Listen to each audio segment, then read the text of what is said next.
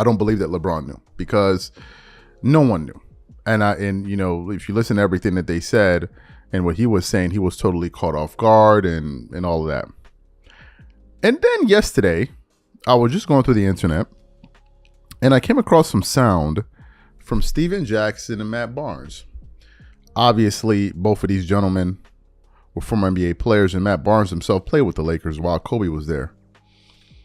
And Steven Jackson basically said that he believes LeBron knew, and that the only reason he's acting like he didn't know was because of how it would look towards his former teammate, Anthony Davis. So what we want to do is want to play exactly what Steven Jackson had to say here, and then we're going to come back and continue on the show. Take a listen to Steven Jackson here. You and I both agree, like, this was too big not to know, but hey, maybe he didn't. If this is a sign where they didn't tell him and they feel like they don't have to check in, what are your thoughts on that? I told you, I'm first team all common sense. So there's no way that it can come out that after that Rob Pelinka called Anthony Davis' agent, then AD, then after the trade was made, they called Braun. It don't work like that, bro. If you have even in your mind to call Braun and talk to him about it afterwards, you called and talked to him about it before it happened. Come on, man, that's just common sense. Anybody you have the respect for, anybody that has the position on the team, where the owner or the coach, whoever is involved in making the trades, is calling them and asking their opinion before. I mean, after. Of course, they called you before. They called you on the phone with AD just so make sure everybody good. That's all that was. But they definitely talked to LeBron before. Why do you think he's denying this? Like they didn't. Why would he even deny it? Braun know what's going on all across the league, bro. I was Let about alone to say, with the fuck Lakers. just the Lakers. Yeah, I think he probably had to deny it because AD is probably salty. Oh well, I mean, business is business. You know, but I mean, it's easier for us to say that, but we've been in positions where up and go. You know what I mean? And for him, I'm sure he definitely didn't know. Mm-hmm. You know what I mean? So I think to save a little bit of face, maybe Braun acted like, hey. Maybe, again, we don't know. Maybe Braun really didn't know, which would be crazy. Mm-hmm. But maybe he really didn't. But if he did know, I mean, to say he didn't know is probably to save face with AD, because that was his guy. So you heard what he had to say. So then yesterday, the Lakers put an absolute beatdown on the Clippers, who just wasted everybody's time.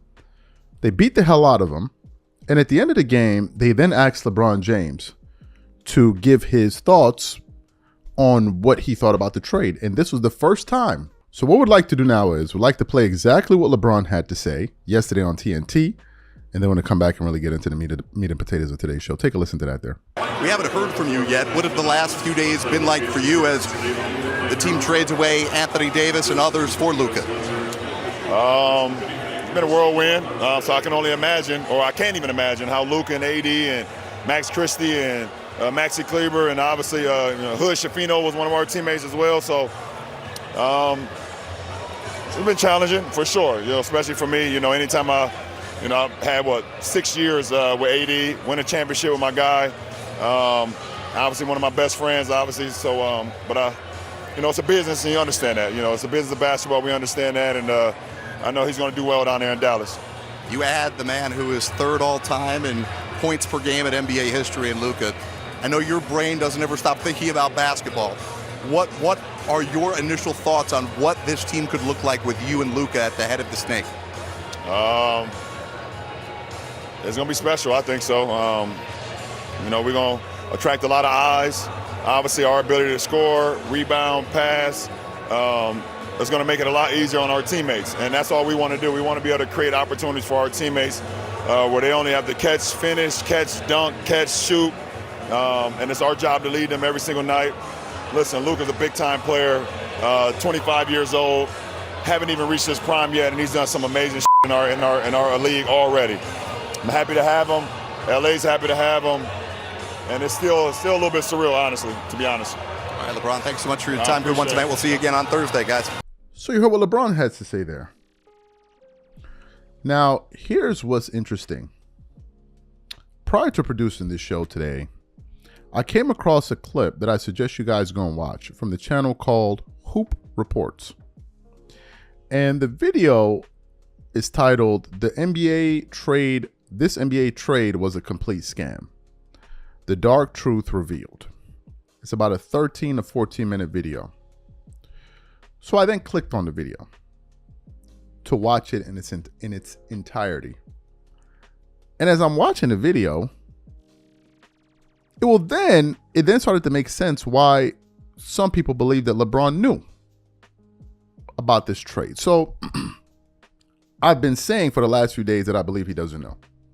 But let's explore the thought process of he did know. How does that play out? Well, I spoke to someone that knows LeBron's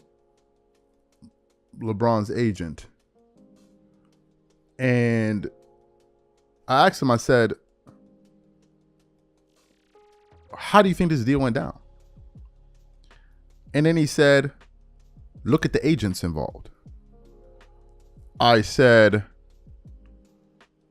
do you believe AD's agent knew? He said, yes. I said, so if AD's agent knew, then LeBron must have known then. Conversation didn't go any further than that. And then I watched this video, and they're talking about what's in it for LeBron. Well, what's in it for LeBron is, and this is what the video says, you guys can go watch it. I'm not saying that that's what the video said, that they're looking to basically cause Maverick fans to be absolutely disgruntled. So therefore, in the future, they end up moving the team to Las Vegas, where the team always wants to be. And LeBron has made it clear that he wants to have a team in Las Vegas. And that could be the bigger play here. I don't know if there's any truth to that. So I'm just going to stick to what Steven Jackson said.